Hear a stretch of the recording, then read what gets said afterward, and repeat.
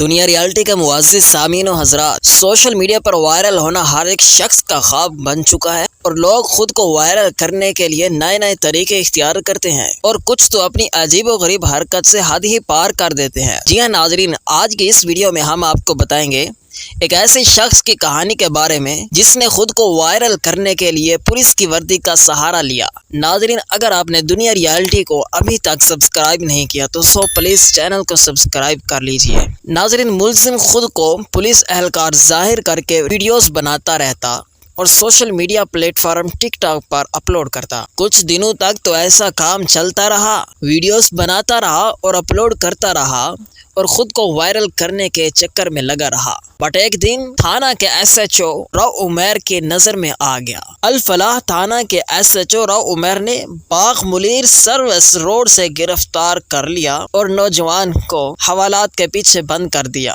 خود کو وائرل کرنے کے لیے آپ ہرگز پولیس اور آرمی کی وردی نہ پہنے، اس سے آپ کے خلاف بھی پرچہ ہو سکتا ہے، جس طرح اس نوجوان کے خلاف ہوا ہے۔ اب نوجوان حوالات کے پیچھے بند ہے۔